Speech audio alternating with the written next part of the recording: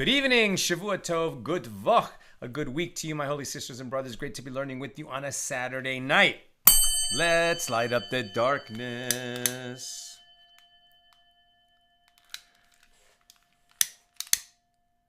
Nina, let's make a note. We need to replace this lighter. It's about to run out.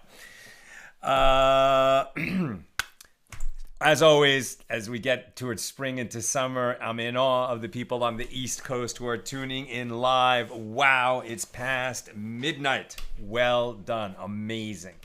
Stephen in New Hampshire, Melissa in Great Neck, New York, Bella in Florida, Shandora in the Bronx. Yasher Koach. Amazing.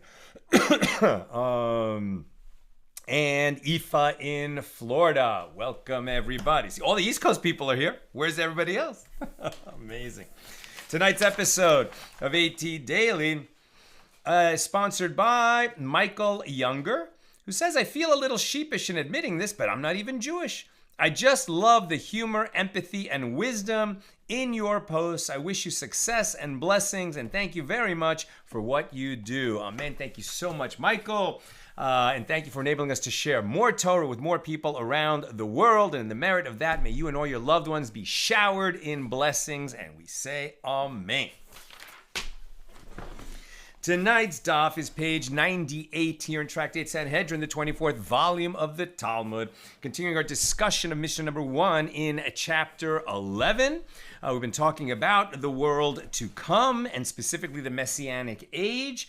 And when will it come? When will Moshiach come? Yesterday we were engaged in this fascinating debate between Rabbi Eliezer and Rabbi Yehoshua ben Levi. Rabbi Eliezer says, well, Moshiach will come when the Jewish people merit that Moshiach should come, when we make enough of us, or all of us, or some number of us, have to make teshuvah, turn back to God, right? Make an atonement for being wayward and disconnected from God. And God idolatry is basically gone. But nevertheless, people are not fulfilling their obligations as Jews. So according to Rabbi Eliezer, when the Jewish people turn their heart back to God, then Mashiach will come. Rabbi Yehoshua ben Levi says there's a designated time for Mashiach to come. I think he would agree with Rabbi Eliezer that if we all turn our hearts back to God, then Mashiach will come. So in other words, we could hasten the coming of Mashiach. But if we never reach that stage where enough of the Jewish people have made teshuvah, Mashiach will still come.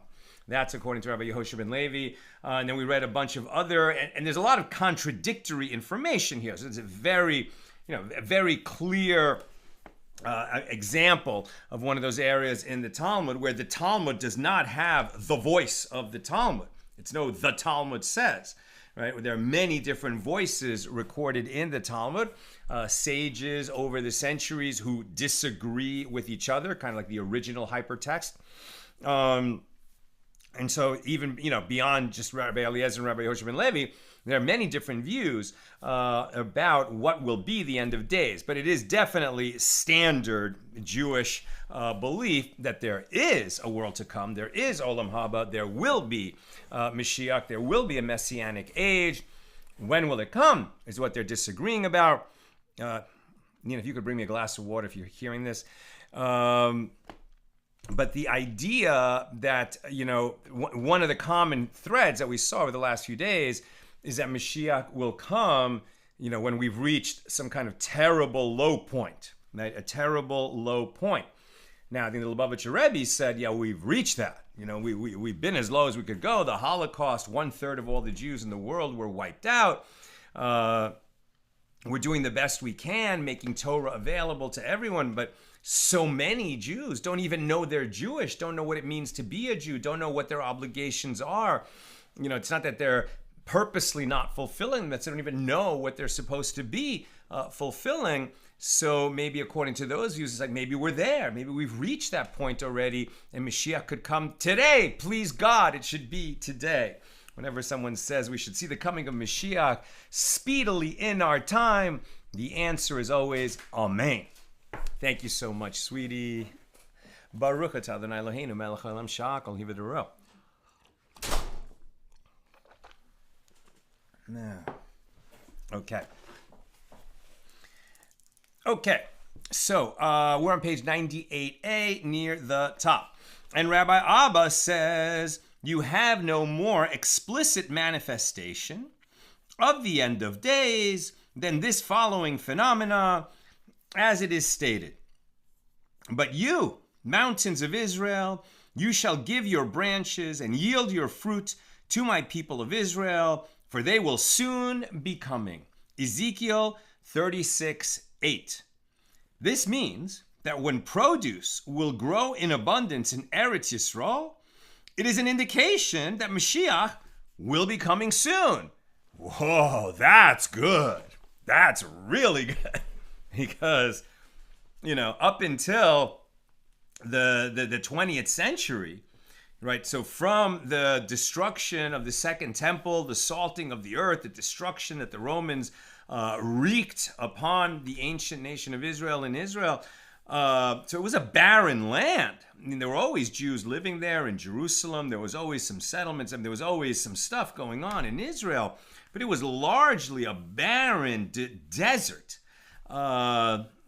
Comes the modern Zionist movement and Jews coming back to the land, and eventually the creation of the State of Israel in 1948.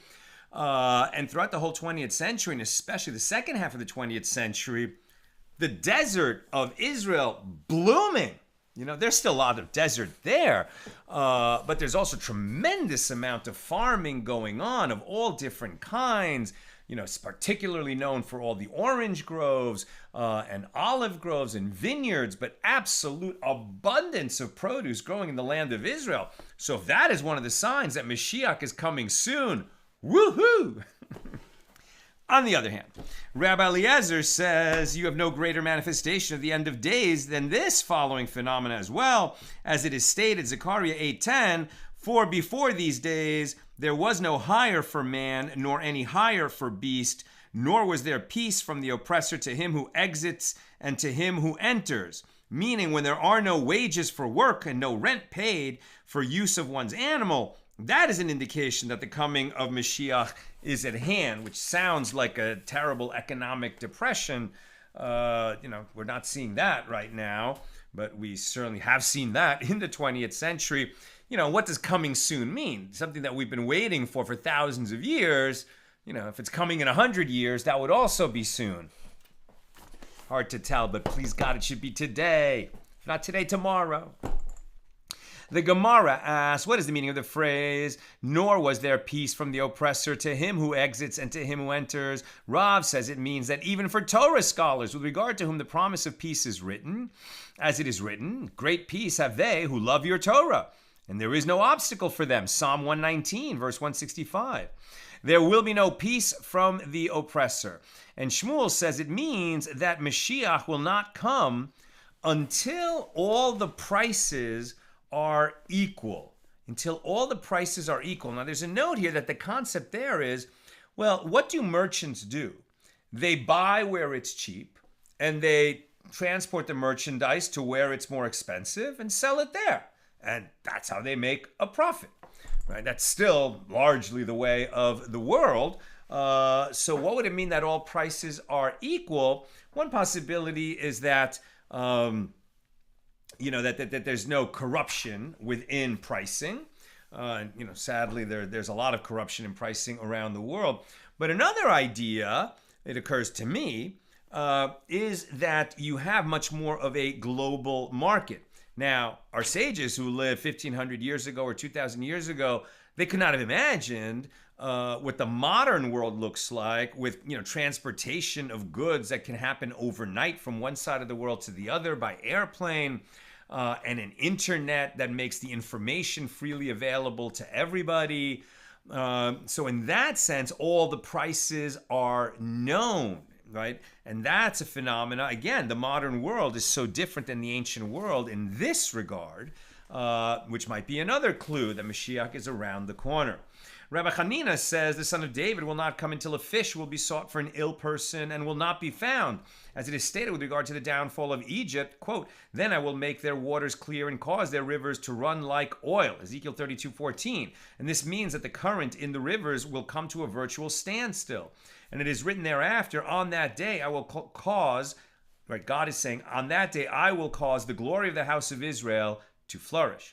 Rabbi Chama Bar Hanina says the son of David will not come until the contemptuous kingdom, meaning Rome, will cease from the Jewish people, as it is stated from Isaiah 18:5, and he shall sever the sprigs with pruning hooks. And it is written thereafter, at that time shall a present be brought to the Lord of hosts by a people scattered and hairless, Isaiah 18:7. Right, so it's the idea of the ingathering of the exiles. At the time of Mashiach, the Jews from around the world will come back to the Holy Land. Zeira says that Rabbi Hanina says the son of David will not come until the arrogant will cease to exist from among the Jewish people. As it is stated, for then I will remove from your midst your proudly exulting ones. Zephaniah 3:11. And it is written afterward, I will leave in your midst a poor and lowly people, and they shall take refuge in the name of the Lord, right? It's the humble people who will inherit that, not the arrogant ones. Rabbi Simlai says in the name of Rabbi Lazar, son of Rabbi Shimon, the son of David will not come until all the judges and officers will cease to exist from among the Jewish people. And there will be no more autonomous government in Eretz Yisrael, as it is stated, and I will turn my hand against you and purge away your dross and as with lye, and take away your base alloy, and I will restore your judges as at the first. And in light of that verse from Isaiah, one of the more common interpretations of this verse is that Mashiach will come when there is no more corruption among any kind of leadership within Israel. Ula says Jerusalem is redeemed only by means of righteousness. As it is stated, so this is more Rabbi Eliezer's position, Zion shall be redeemed with justice and those who return to it with righteousness. Isaiah 127. Rav Papa says, if the arrogant will cease to exist, the Persian sorcerers will cease to exist as well. If the deceitful judges will cease to exist, the royal officers and taskmasters will cease to exist. And Rav Papa elaborates, if the arrogant will cease, the Persian sorcerers will cease, as it is written, and I will purge away your dross, sigayich, as with lye, and I will remove all your alloy, bedilayich.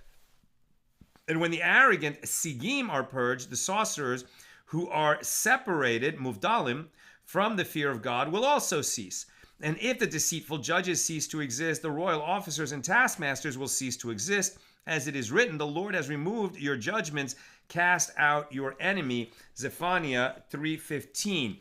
A recurring theme here, right, is that it's like the Jews were chosen for a special mission, right? Does not mean that the Jews are better than other people in some way, but it does mean that they're chosen for a special mission. We've been given obligations that other people don't have, and if we would live up to these obligations, the whole world would benefit, with us, benefiting the most, you could say, because the Messiah from among our people would come, right? The Moshiach ben David. But the problem is that if the Jews don't live up to their obligations, aren't following Torah laws, act in an arrogant manner, have corruption among our leadership, etc., so then that slows down the process for everybody, and it gives rise to the power of our enemies, corruption among our enemies, evil among our enemies, etc. Right? If more Jews would turn to God, the whole world would be a better place. That's the theme we keep reading. Rabbi Yochanan says, if you saw a generation whose wisdom in Torah study is steadily diminishing, await the coming of Mashiach, as it is stated, and the afflicted people you will redeem. 2 Samuel 22:28. So this is more in keeping with Rabbi Yehoshua ben Levi's view, right? That, well, Mashiach is going to come at a designated time, and at that designated time, probably it's going to be when we are at our lowest point, and we've given up hope because we've sunk so low. So maybe that's when it's going to come. Rabbi Yochanan says, if you saw a generation whose troubles inundated like a river, await the coming of Mashiach. As it is stated, when distress will come like a river that the breath of the Lord drives, Isaiah 59:19, and juxtaposed to it is the verse, and a redeemer will come to Zion, in Isaiah 59:20.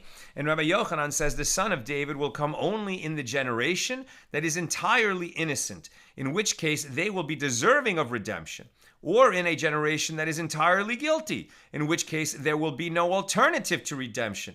And he may come in a generation that is entirely innocent, as it is written, and your people also shall be righteous, they shall inherit the land forever. Isaiah 60:21.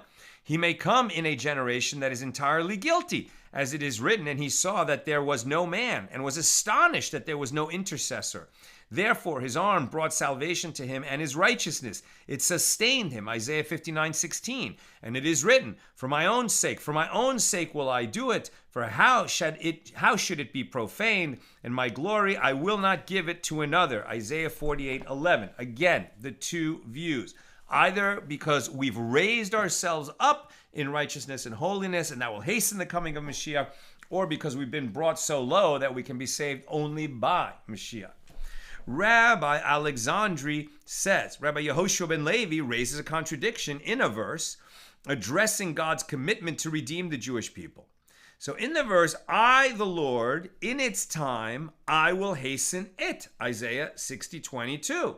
So it is written, in its time, indicating that there is a designated time for the redemption. And it is written, I will hasten it, indicating that there is no set time for the redemption. So Rabbi Alexandri explains, if they merit redemption through repentance and good deeds, I will hasten the coming of Mashiach. If they do not merit redemption, the coming of Mashiach will be in its designated time. That's couldn't be clearer, right? That's pretty much, I would say the consensus view. Rabbi Alexandri says, Rabbi Yehoshua ben Levi raises a contradiction between two depictions of the coming of the Mashiach. It is written, there came with the clouds of heaven one like unto a son of man, and there was given him dominion and glory, and a kingdom. His dominion is an everlasting dominion. That's from Daniel 7, verses 13 and 14. And it is written, behold, your king will come to you. He is just and victorious, lowly, and riding upon a donkey, and upon a colt, the foal of a donkey. Zechariah 9:9. So Rabbi Alexandri explains the contradiction. If the Jewish people merit redemption, the Mashiach will come in a miraculous manner with the clouds of heaven. If they do not merit redemption, the Mashiach will come lowly and riding upon a donkey. King Shapur of Persia said to the sage Shmuel mockingly, you say that the Mashiach will come on a donkey. I will send him the riding horse that I have. Shmuel said to him, do you have a horse with 1,000 colors like the donkey of the Mashiach? Certainly his donkey will be miraculous. Don't think it's just an ordinary donkey. If Mashiach is coming on a donkey, it's going to be a spectacular donkey. Rabbi Yehoshua ben Levi found Elijah, right? Elijah, so in Hebrew, Eliyahu. Rabbi Yehoshua ben Levi found Eliyahu, Hanavi, Elijah the prophet, who was standing at the entrance of the burial cave of Rabbi Shimon ben Yochai. And Rabbi Yehoshua ben Levi said to him, will I be privileged to come to Olam Haba, the world to come? And Eliyahu said to him, if this master, the Holy One, meaning if this master, meaning the Holy One, blessed be he, will wish it, so. right? In other words, will I have a place? Rabbi Yehoshua ben Levi asked the prophet Elijah, will I have a place in the world to come? He says, well, if the master wants you there, you'll be there. So Rabbi Yehoshua ben Levi says, two I saw, T-W-O, two I saw, Eliyahu and me, and the voice of three I heard, as the divine presence was also there. And it was in reference to him that Eliyahu said, if this master will wish it so. So Rabbi Yehoshua ben Levi said to Eliyahu Hanavi, when will Moshiach come? And Eliyahu said to him, go ask him. Rabbi Yehoshua ben Levi said, and where is he sitting? Now we're talking about Moshiach. And where is he sitting? So Eliyahu said to him, at the entrance to the city of Rome. Rabbi Yehoshua ben Levi asked him, and what is his identifying sign by means of which I can recognize him? Eliyahu said, he sits among the poor who suffer from illnesses, and all of them untie their bandages and tie them all at once. But Moshiach unties one bandage and ties one at a time. So he says, perhaps I will be needed to serve. What? Why does Moshiach untie one bandage and retie it at a time? Just do one bandage at a time? And the reason is because Moshiach says, perhaps I will be needed to serve to bring about the redemption. Therefore, I will never tie more than one bandage so that I will not be delayed. Just pause for a second. Very cryptic passage. Right? There's obviously a mystical passage with hidden meanings. So first of all, Rome today is not what Rome was. Rome was the most powerful city, the center of the civilized world at that time. And so Moshiach was not, right, in the Holy Land, where Rome was exerting crushing dominion and killing sages, etc., but rather at the seat of that government, but not at the government, not involved with the powerful people, rather involved with the poor and the ill. And the poor and the ill are people who untie all of their bandages, I guess air out all their wounds, and then retie all their bandages. And what does Moshiach do? He unties one bandage and then he reties it, because he could be summoned at any time to begin the redemption. So this is obviously very metaphoric. I heard an interpretation about this a long time ago, and I can't remember it. I should look it up in the art scroll. I'm pretty sure it's there. But just riffing off the top of my head, I think there's this idea that the poor and the ill doesn't necessarily mean, people who are homeless and sick with leprosy or boils or whatever diseases. It certainly can mean that. But I think it also means all of us, who maybe are poor in deeds, poor in spirit, poor in faith. And we're longing for the redemption. We're longing for our lives to be made better. We don't quite know how to go about it. And we're kind of looking for a miracle, right? We're looking for a miracle and saying, well, here's all my wounds. Give me a miracle.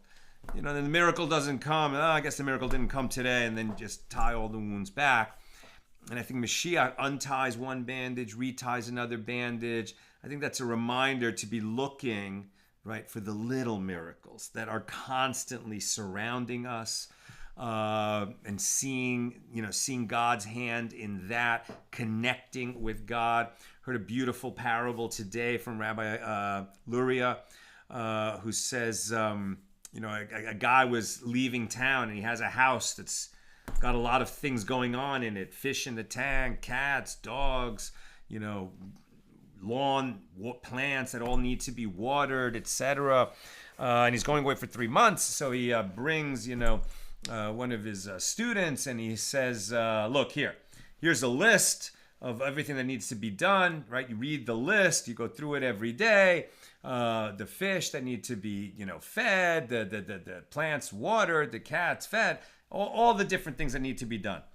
And the guy says, got it. And so the teacher goes away for 3 months. He comes back 3 months later, and before he even gets in the house, you can see the grass is dead. There's a smell coming out. Something's very wrong. Walks inside, and there's his student. And he says, what happened? And the student says, I don't understand it, teacher. here's the list, and I read it every morning, just for every single item on the list. I read it. Yeah, but you read it. That was a list of things you need to do. Right? Likewise, the parable is, maybe we pray every morning and we say the things that are in the prayer book every morning, and then we just go live our lives. But the prayers, the morning prayers, are like a to-do list for that day. Right? So you gotta not just pray every day, but live each prayer. Right? And you gotta, all the things that you're declaring about God's glory and being grateful to God and the work that you're called on to do, and taking care of the poor and the sick, tithing, ascribing greatness to God by helping out God, your fellow children of God, etc. Those are things we need to be doing every day, not just reading about them and reciting the list. And if we would all do that, seems like Moshiach would come sooner. Okay. Where was I? So untie and retie one bandage at a time, and because then, if you're doing that, then Moshiach could come any moment, right? Moshiach is telling us he's got to be ready in that frame of mind. Rabbi Yehoshua ben Levi went to see Moshiach, and he said to Moshiach, "Greetings to you, my rabbi and my teacher." Right? So this is, again, a cryptic passage. Rabbi Yehoshua ben Levi met Moshiach, and he said to him, "Greetings to you, my rabbi and my teacher." And Moshiach said to him, "Greetings to you, Bar Levi." So Rabbi Yehoshua ben Levi said to him, "When will the master come?" Right? When will Moshiach come? Moshiach said to him, "Today." Sometime later, Rabbi Yehoshua ben Levi returned to Eliyahu Hanavi. And Eliyahu Hanavi said to him, "What did Moshiach say to you?" And Rabbi Yehoshua ben Levi said to Eliyahu Hanavi that Moshiach said, "Greetings to you, Bar Levi." And so Eliyahu said to him, he thereby guaranteed that you and your father will enter Olam Haba, will have a place in the world to come, as he greeted you with shalom. Greetings meaning the word shalom, peace. Shalom also means wholeness, right? So wholeness and peace. So Rabbi Yehoshua ben Levi said to Eliyahu Hanavi, Mashiach lied to me, as he said to me, "I am coming today," and he did not come. Eliyahu said to him that this is what he said to you. He said that he will come today if you will listen to his voice, from Psalm 95:7. Rabbi Yosef ben Kisma's students asked him, "When will the son of David come?" Rabbi Yosef ben Kisma said, "I am hesitant to answer you, lest you request from me a sign to corroborate my statement." They said to him, "We're not asking you for a sign." So Rabbi Yosef ben Kisma said to them, "You will see when this existing gate of Rome falls and will be rebuilt, and will fall a second time and will be rebuilt, and will fall a third time. And they will not manage to rebuild it until Moshiach ben David, until the son of David comes." So the student said to him, "Our rabbi, give us a sign." Rabbi Yosef ben Kisma said to them, "But didn't you say to me that you were not asking me for a sign?" And they said to him, "And nevertheless, provide us with a sign." So Rabbi Yosef ben Kisma said to them, "If it is as I say, the water of the cave of Pamias will be transformed into blood." And the Gemara relates, it was transformed into blood. So according to this, right, Rome was built and fell, built and fell, built and fell, right? I guess built and fell 3 times. Was falls and rebuilt. Oh no, so Rome was there, falls and is rebuilt, falls and is rebuilt, falls a 3rd time, and then it won't be rebuilt until Mashiach comes. We're on track. Okay. At the time of his death, Rabbi Yosef ben Kisma said to his students, "Place my coffin deep in the ground, as there is no palm tree that is in Babylonia to which a horse of the Persians will not be tethered when the Persians and the Medes go to conquer other lands. And there is no coffin buried in Eretz Yisrael from which a Median horse will not eat straw." Meaning that during the wars, all the coffins will be removed from the ground and used as animal troughs. And I do not want my coffin to be used for that purpose. Another allusion to those wars of Gog and Magog that will precede the coming of Mashiach. We're on 98b. Rav says the son of David will not come until the evil Roman kingdom will disperse throughout Eretz Yisrael for 9 months. As it is stated, therefore will he give them up until the time when she who is in labor has given birth. Then the remnant of his brethren shall return with the children of Israel. From Micah 5:2. Once a period equivalent to a term of pregnancy passes, the redemption will come. Ula says, let the very famous passage right now. I mentioned it already a few days ago. Ula says, let Moshiach come, but after my death, so that I will not see him, as I fear the suffering that will precede his coming. And likewise, Rabbi says, let Moshiach come, but after my death, so that I will not see him. And Rav Yosef says, let Moshiach come, and I will be privileged to sit in the shadow of his donkey's excrement. Meaning, I am willing to undergo all the pain and disgrace associated with his arrival. Right? Okay, well, maybe the birth pangs of Mashiach will be terrible. Maybe those wars will be terrible. Maybe the Jewish people will suffer and be brought low. But then Mashiach will come. Now, then we'll all be resurrected, so you could just skip the birth pangs, so to speak. But Rav Yosef says, I want to see it all. I want to see the whole process by which Mashiach will come. So Abaye said to Rava, right, who said, let him come, but I don't want to live to see it because the suffering will be so great in the period before he comes. So Abaye says to Rava, what is the reason that you are so concerned? If we say it is due to the pains preceding and accompanying the coming of Mashiach, but isn't it taught in a Baraisa that Rabbi Elazar's students asked Rabbi Elazar, what shall a person do to be spared from the pains preceding the coming of Mashiach? And Rabbi Elazar said to them, they shall engage in Torah study and acts of kindness. And Abaye continued, and as far as the master is concerned, isn't there the Torah? And aren't there the acts of kindness that you performed? What are you worried about, Rabba? So Rabba said to him, I am concerned lest sin cause me to suffer the pain, despite the Torah study and the good deeds in which I engage. And this is in accordance with the statement of Rabbi Yaakov Bar Idi. As Rabbi Yaakov Bar Idi raised a contradiction.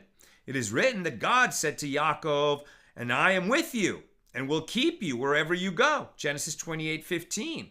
But it is also written, and Yaakov was greatly afraid and distressed, right, prior to the meeting with his brother Esau in Genesis 32:7.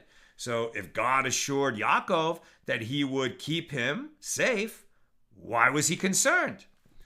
So Rav Yaakov Bar Idi explains he was afraid lest sin on his part caused that assurance to be abrogated, as it is taught in a Baraisa with regard to the verse, until your people pass over, Lord, until your people whom you have acquired pass over. Exodus 15:16.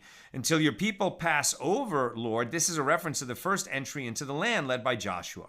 Until your people whom you have acquired pass over, this is a reference to the second entry into the land when they returned to Zion from Babylonia and rebuilt the second temple.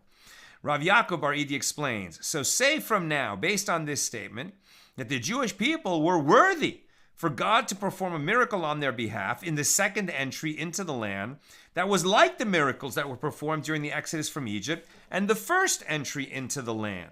But the sin caused the second entry to take place in an unremarkable manner, with the Jewish people being subject to the dominion of the Gentiles. And so too, Rabbi Yochanan said, let Mashiach come, but after my death, so that I will not see him. Reish Lakish said to him, what is the reason that you are concerned? If we say it is because it is written with regard to the day of God, as when a man did flee from a lion and a bear met him, or went into the house and leaned his arm on the wall and a snake bit him. That is not a reason. Come, and I will show you a counterpart in this world to the situation described in this verse, as even today one encounters those situations. At a time when a person goes out to the field and is accosted by a guard who demands payment, his situation is similar to one who is accosted by a lion. And he then enters the city and he is accosted by a royal tax collector. So his situation is similar to that of one who was accosted by a bear. And he then enters his house and finds his sons and daughters afflicted with famine. And so his situation is similar to that of one whom a snake bit. In other words, we're already going through these birth pangs. Maybe Mashiach can come. So Rabbi Yochanan said to him, rather, the reason I am concerned is that it is written with regard to the day of God, ask now and see whether a man gives birth.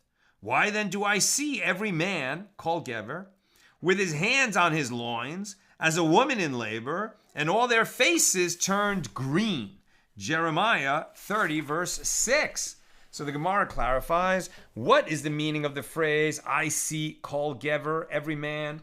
Rava Bar Yitzchak says that Rav says it is a reference to he whom all strength is his, right? That's Hashem. It is as though even God will suffer like a woman in labor due to the troubles of the Jewish people. God wants us to succeed, wants us to be righteous, wants us to merit the coming of Mashiach. And it pains God that we're astray. And what is the meaning of the phrase, and all the faces turn green?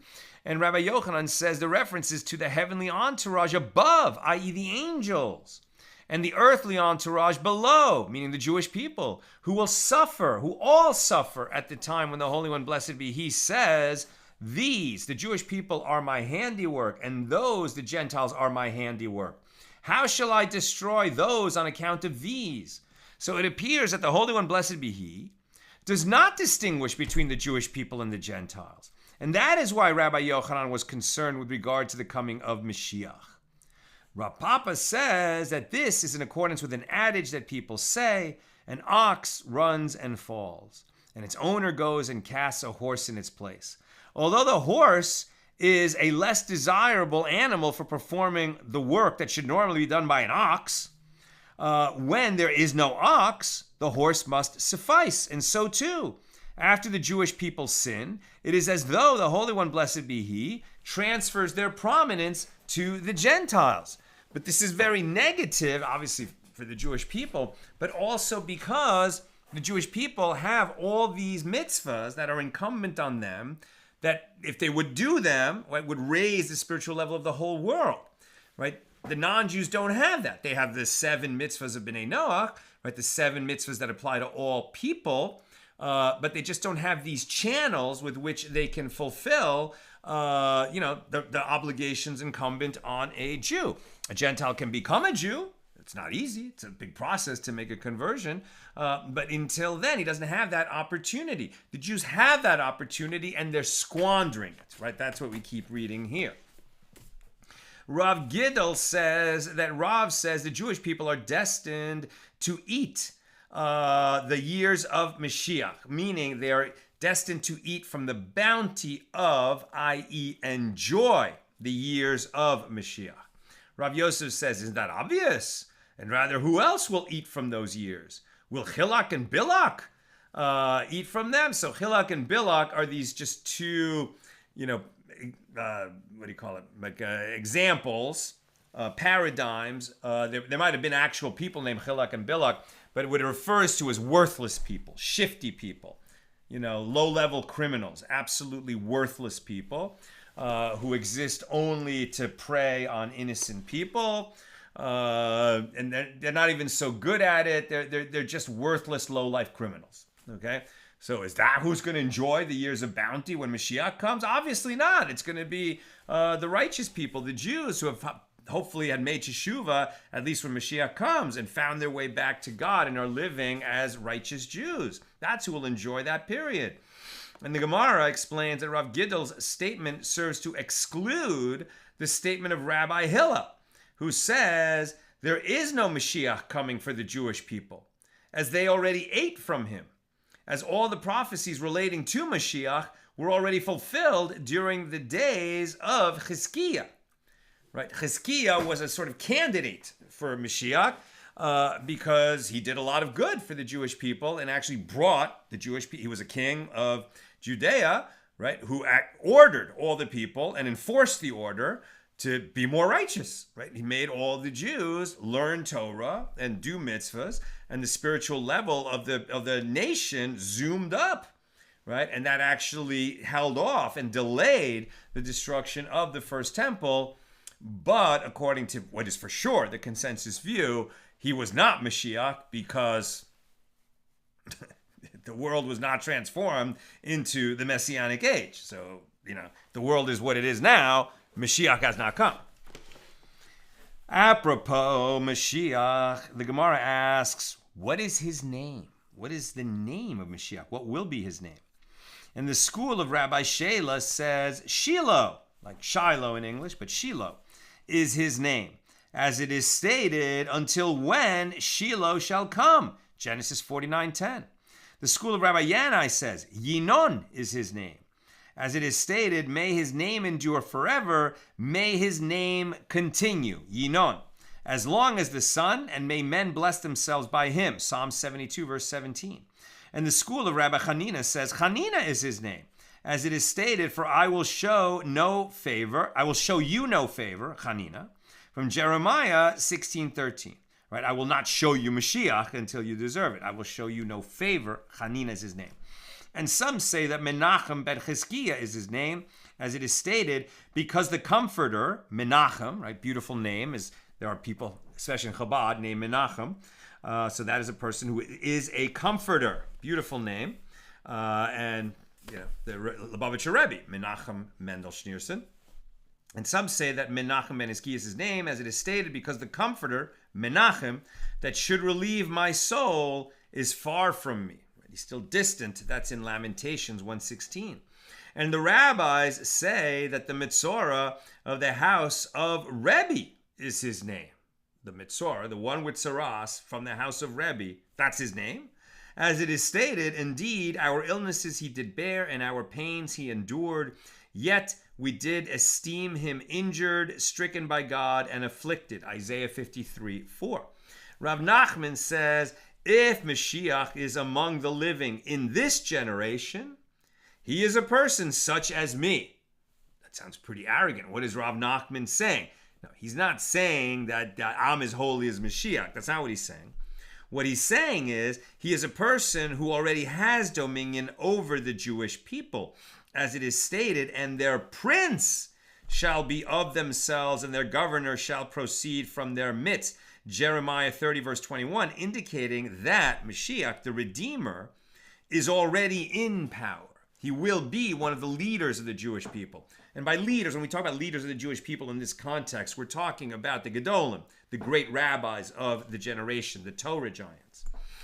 Rav says, if Mashiach is among the living in this generation, he is a person such as our saintly Rabbi, meaning Rabbi Yehuda Hanasi, who was renowned for his sanctity, piety, and Torah knowledge.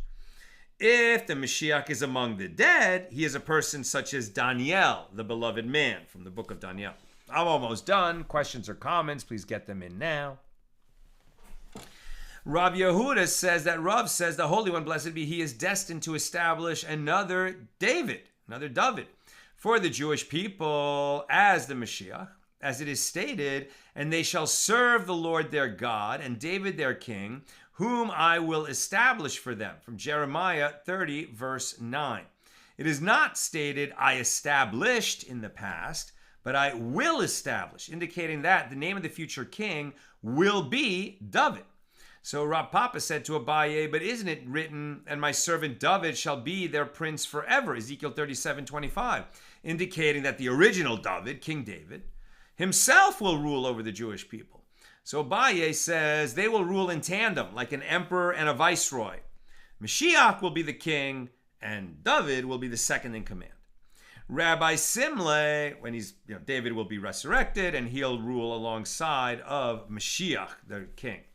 Rabbi Simle taught, what is the meaning of that which is written? Woe to you who desire the day of the Lord.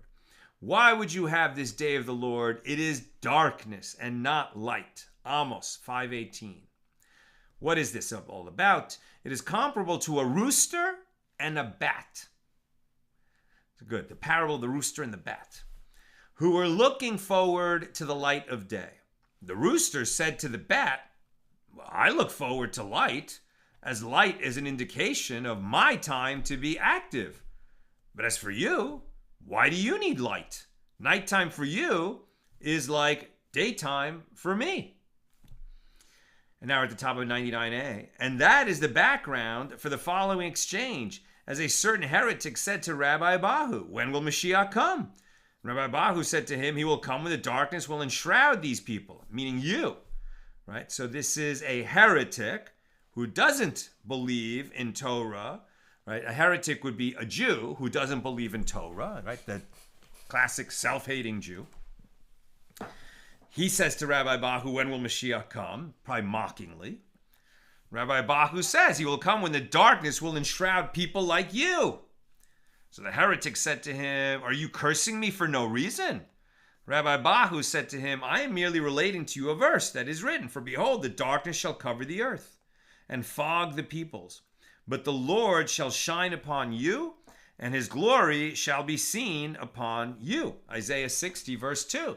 Sounds like the heretic was not so confident in his hereticism or hereticalness, or heresy, in his heresy. Okay, that's what I've got for us today. Just one question from Sharon. Are they discussing the political leadership or the religious leadership? And I realize that they were one and the same in times past, certainly not the same today. But it seems to me, as I mentioned earlier, that they're talking about the religious leadership, and that Mashiach would come from among the religious leadership, according to that one view. Right? The other views, maybe not. Maybe we won't realize that Mashiach is Mashiach until he reveals himself. Not just that we won't realize he's Mashiach, but that we won't realize that he's a Torah giant until he reveals himself. That's what I've got for us tonight. And with God's help, I'll see you Tuesday. I'm traveling tomorrow. Screening of Guns N' Moses at Harvard. If you're in Boston, come see it. There's a link there on the Facebook page how you can RSVP. And then, God willing, flying back on Tuesday morning and should be on the air at our regular Tuesday time, 6 p.m. Pacific. Until then, I wish you a good week. And, don't be too stressed out by preparations for Pesach. I mean, we all have a Pesach kasher v'sameach, a kosher and joyful Pesach. All the best.